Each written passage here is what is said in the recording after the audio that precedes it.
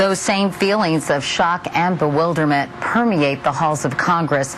Earlier today, I sat down with 6 of Gabrielle Giffords' colleagues and listened to their congressional voices. I know that if anyone can pull through this, it's her. And I even talked to her husband a couple nights ago, and he was saying to me how he was telling the doctors that, wait and see, Gabby will be up and walking in 2 weeks, and I believe him. My first reaction was pure shock. The fact that we had just been sworn in, that there's so much hope and optimism about this Congress, and the awesome responsibility that we all share. I think we're all still trying to understand this, and I think, as was mentioned, I think how we handle this as members of Congress and how we handle the discourse is very important, because I know what was important to her. Her last race was very tough, and she personally talked to me about that, and I think it weighs on a member, but I think she wanted this place to be the tone to be less partisan. Will any of you change the way you conduct yourself on a day-to-day basis back in your districts, talking to constituents, putting yourself in a similar position? You want to go out and engage and interact with your constituents. That's the nature of our government, and I think how we preserve that is going to be very important. I had started a practice where I would at least notify local law enforcement and when I had public events. I think that's a common sense security precaution that we should be taking because there is a lot of anger out there. Given that this seems to be, from what we know so far, the work of a lone deranged gunman, is now the right time to really analyze and discuss the political discourse in our country? I think so. Look, I lived through the 50s and the 60s, and I can tell you, I've seen those eyes that I saw on TV last night and this morning, and we cannot poo-poo that. We've got to really be very, very concerned about how we say things and the things that we do say and how that may impact people. We may never know what motivated him to commit these heinous crimes, but what we do know is that the climate of debate has degraded so significantly, I believe, over the last decade that it has to end. And whether this is the wake-up call or this is just the reason we're debating this issue now, it's important that we have this debate. Well, so there's a wound inflicted upon the nation right now that I think needs to heal, and I think what would be a real tribute to Gabby would be to look at the public discourse and how can we make it more civil. Let me read you something that was in a video released by Sarah Palin this morning. She said, quote, "Acts of monstrous criminality stand on their own. They begin and end with the criminals who commit them, not collectively with all the citizens of a state, not with those who listen to talk radio, not with maps of swing districts used by both sides of the aisle." What is your reaction to some of the things that were included in this video posted by Sarah Palin?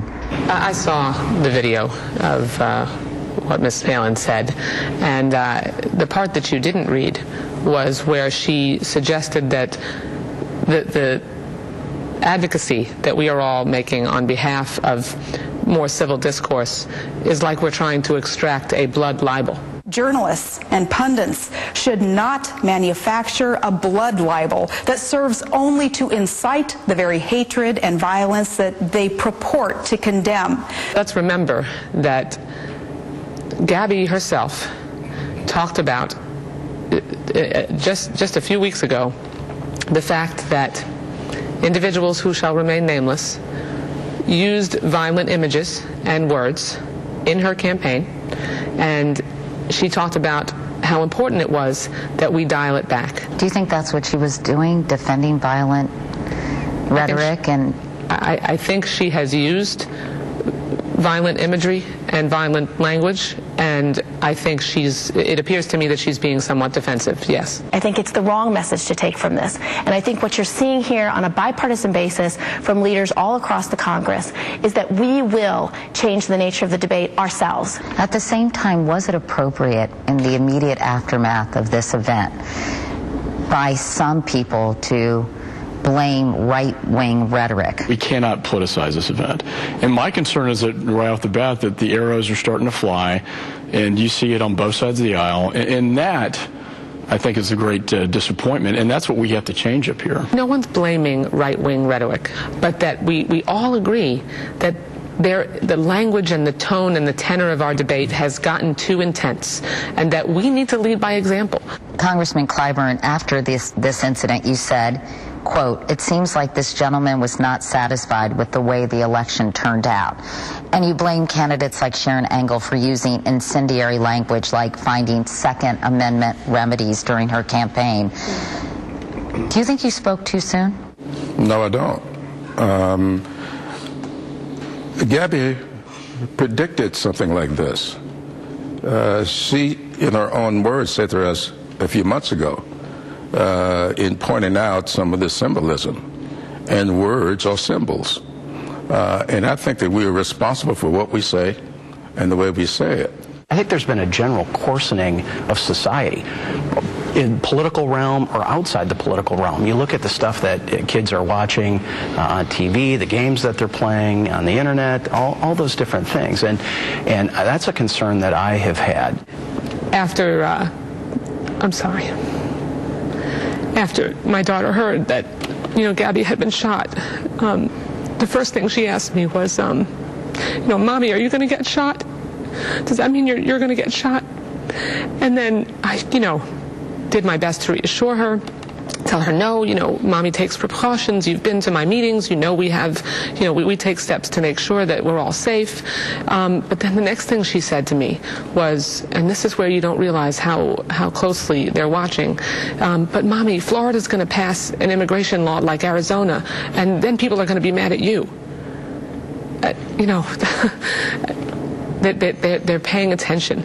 The civil discourse is very important because it's not just adults that this permeates. It's our children. What do you think Congresswoman Giffords would think of the debate that has unfolded in this country in the aftermath of these shootings?